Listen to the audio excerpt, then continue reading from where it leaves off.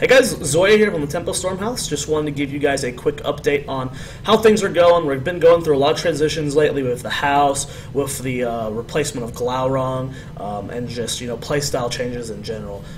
So I just want to give you guys a quick update on what happened and how things are going so far. First of all, let's talk about the team house. I've been here for about 2 weeks. And in 2 weeks alone, almost 2 weeks. And in this 2 weeks, it feels that things have changed. There's just such a huge benefit to the team house that a lot of people might not be aware of. When you first think of the team house, what you think of is players don't have jobs outside of the game. Players don't have responsibilities. They don't have to worry about bills and stuff. All they do is focus on the game, which is true. That's a huge benefit of it. But the other thing about it that I've noticed from the week I've been here is there's never a moment we're not talking about heroes, and it's not even like we're intentionally try-harding it. Whether we're driving to the movies, whether we're downstairs having breakfast, whether scrims just ended and we sit downstairs 2 hours talking about what happened. When it was online, we would have the just kind of a rough breakdown of how our practice would go. It would be an hour of replays and then a scrim block or two. And that was it. We would spend that time together, and then most people would just go their own ways. A few of the players would play together, and sometimes there'd be talks afterwards, but that was it before we got into the house. Now it is literally heroes all the time, and it's not even like something we're forcing. It just happens on its own. We had like a 10-minute talk about Mazebo on the drive to the movie theaters, like just random. It just randomly comes up. When we're downstairs making food, or whether we're just sitting around and playing other games together, we're talking about heroes, and that alone just feels so astronomically helpful into just helping our play and helping us figure out what's wrong, especially in a game like Heroes where just talking about what's strong in the draft, figuring out exactly what we want to do as a team, what heroes we think are currently strong, meta shifts and stuff like that, what we could potentially be doing to change the meta. It all just seems like to come out naturally, and that was not something that could take place much before online. It was just practice, and then everyone would go separate ways. But now, it's just Heroes is always on the mind, and we're always able to talk about it, even over just a bowl of cereal in the morning. And I think long term, that's going to be the most influential thing on the team, is just being able to always be like talking heroes. And just get your thoughts out. Sometimes you'll have a thought online, and everyone's asleep. So I gotta write this down, and then you want to flesh it out then, and it happens a lot. It's happened so much in just the week and a half I've been here that long term I can see the goals of it, or just the huge impact of it. Talking a little bit more about my role as manager. It's been almost 3.5 months now since I signed as Tempo Storm manager. Laundry's done. There are a lot of things that I was expecting, a lot of things that I wasn't expecting. I think it just comes because of how close I involve myself with the team, but there is a lot of the paperwork and stuff. There's a lot of talking to sponsors, getting the stats down, forcing the play, making sure the players are producing videos, streaming consistently and stuff. The standard manager stuff, paperwork and nonsense like that. But there's a lot of other cool stuff that just being able to make sure people are focusing during practice, being able to sit with them in that, asking them, because I'm not a pro player, I get the ignorant perspective where I can be like, why are we doing this here? Just so we're making sure we're not picking Illidan just because we're strong. He's like a strong generic hero. We're picking Illidan because of this specific reason in this comp. There's a lot of cool outside perspective stuff that I'm able to help out with, and it's been a blast so far, the last 3.5 months. Where that will go in the future, I don't know. I do spend a lot of time with the team in practice. We'll see if that keeps going on and what we can do with that, but for now it's just a lot of fun. Let's talk about the removal of Glaurung. A lot of people have been asking about that and how tryouts went.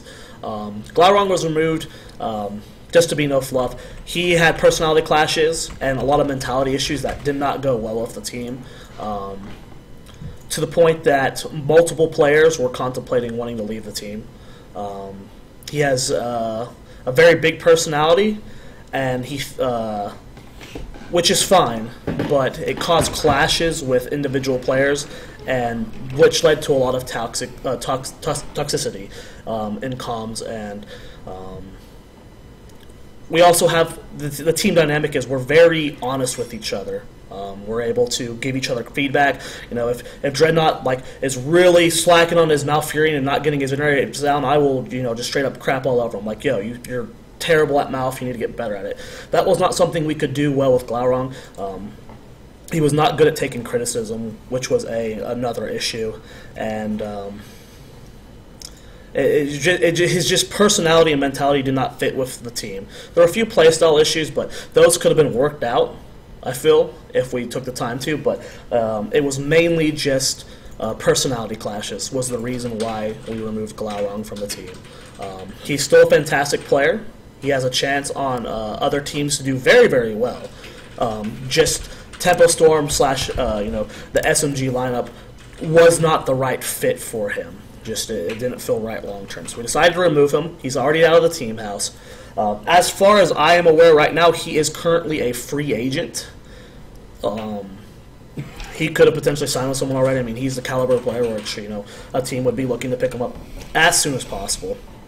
With the ability to be, he's very aggressive and he's a great shot caller. So, we'll see the future of him. Hope he does well. But it just wasn't the right fit here. Tryouts.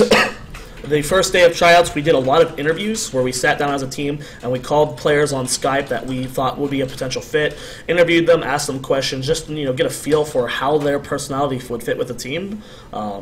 Because again, Glaurung issue wasn't mainly his play; it was personality clashes. So going into these tryouts, we were like, if they're a player we have to mold to be into a better mechanically player, that's fine. We just want to make sure that they fit with the team well. So we went into tryouts with that mindset. The interviews went really well. We had a bunch of people lined up, but one of the very first person that we actually played with, which you guys will find out with tomorrow, it went extraordinarily well. And with WCA, which we'll talk about soon, being so close, as well as the final 2 games of ESL Major League Season 2, we didn't have time to be as thorough with tryouts as we wanted to. We wanted to try out multiple players, spend lots of time with each of them individually. But the first set went so well that we felt that with this player, we would have a strong chance of winning WCA and a strong chance of winning our next ESL Major League. So we locked that player in. We're going to give it he's not signed. You guys, again, will find out who he is tomorrow in our ESL match versus 2ARC. He's not signed, and we're not going to be talking about signing until after WCA because we do want to be patient with it. We do want to make sure they are the right fit for the team. But as of right now, the player is very strong, and what he does differently is he gets us thinking. When you're together for so long and you get into these ruts, you only think what you know. And there's a lot he brings to the table. The valuing of heroes that we don't value, or putting them at different spots, and whether he's right or wrong isn't the important thing. It's the fact that we're arguing it, which does come on its own with just playing by ourselves. But it's just a nice little change up with adding him. So we're locking him in for the next few weeks. We'll see how it goes for WCA. Results wise, we're not really too concerned about whether his signing with the team isn't going to be based off whether we win or lose. It's not like, well, we better win or you're, not going to sign with us. Everything right now we're mainly concerned with is 90%. Do they work well with the team?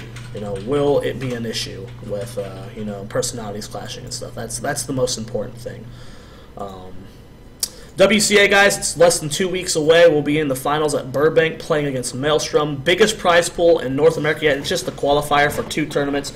We have the LAN at PAX Prime for 2nd place and the China event at the end of the year, which has already been announced, a $100,000 prize pool, which is insane. We also have the BlizzCon qualifiers coming up soon, which is also really cool, and a whole bunch of other events you guys don't know of. So we're really focused on performing as well as we can for that, but we definitely have the future long-term planned out. We're being as smart as we can. And things feel great. Just in the week, right now, even with the loss of a member that's been with us for 3 months, we feel stronger than we have ever felt as Tempo Storm. Things feel good. Comms feel great. The atmosphere is fantastic. Right now, Tempo, just the atmosphere in the house and everything just feels so wonderful that we're all excited. You would think at this time with so many big events coming up, the removal of player would be a scary thing, but we're all excited and we all feel really good right now. So If you're worried about Tempo Storm, don't be, because we're going to be coming into these tournaments. We're going to be kicking ass. We're going to be destroying. We're going to beat Maelstrom at WCA. We're just going to straight up destroy them. We feel really good right now. So make sure you keep cheering us on. A lot to be coming from this house soon. Lots of content coming out now that we're all here, and just make sure you cheer us on WCA because it's a big event. And yeah, so this is it for now, and I'll try and do a better job of keeping you guys updated. Bye-bye.